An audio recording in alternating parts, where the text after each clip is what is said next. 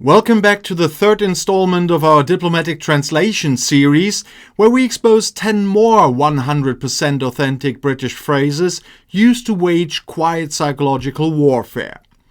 In the UK, open confrontation is considered terribly uncivilized. Instead, disagreement is executed through super-coated linguistic landmines designed to leave you mortally wounded before you even realize you've been hit.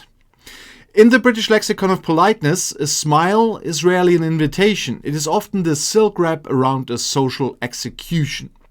And starting off at number 1 is, that's one way of looking at it. When a Brit drops this line during a debate, they aren't validating your perspective. This is a delusional perspective tag, meaning your interpretation of reality is utterly insane, logically bankrupt, and shared by absolutely no sane human on earth. Next up at number 2 is, it's different. Notice the slight pause before the word different. That tiny hesitation acts as an aesthetic horror mask. Whether applied to a new haircut, a home renovation, or an outfit, it translates directly to, this looks horrific, but I'm legally bound by politeness not to gag out loud. And if you present completed work, you might trigger number 3. If you're happy with it, do not take this as a sign of approval. This is a low standard sanction that means this work falls drastically below professional standards. But if you are content with embarrassing yourself, far be it from me to stop you. At number 4 is fair enough. 2 simple words that serves as the ultimate conversational guillotine. Delivered with a neutral nod, it means, I completely disagree with your reasoning. I think your conclusion is absurd, and I'm cutting this interaction off before I lose my mind. And then at number 5, we have, I'm sure you did your best. Sounds like a gentle word of encouragement, but in British adult conversation, it's a patronizing incompetence badge. And the true translation is, the result is a total disaster, but we must acknowledge your limited intellectual or physical capabilities. Which brings us to number 6. Each to their own. Used frequently when discussing personal taste, food, or lifestyle choices.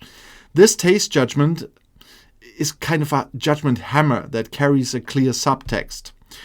Your preferences are deeply bizarre and repulsive, but I will magnanimously allow you to continue existing in your terrible choices. At number 7 is, I'm not complaining, but... And this functions as a grievance launcher.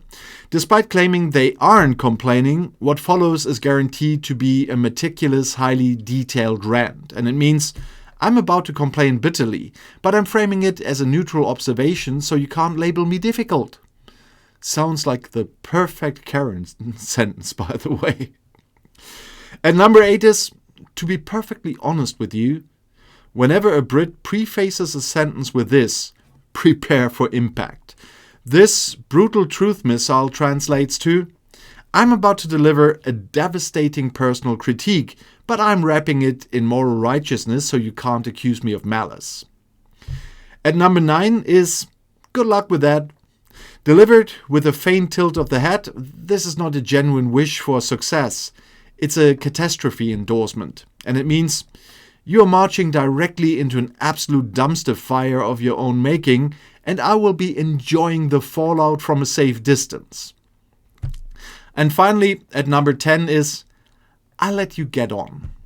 The iconic UK exit phrase. When a Brit utters this, they aren't being considerate of your schedule. They are deploying a polite ejection seat. And the true meaning is, I have run out of social patience, you are officially boring me, and I am terminating this conversation immediately. And these 10 additional phrases prove that in British culture, the most lethal insults are never shouted in anger. They are whispered with a quiet smile and an impeccable sense of timing. I'll see you in the next one.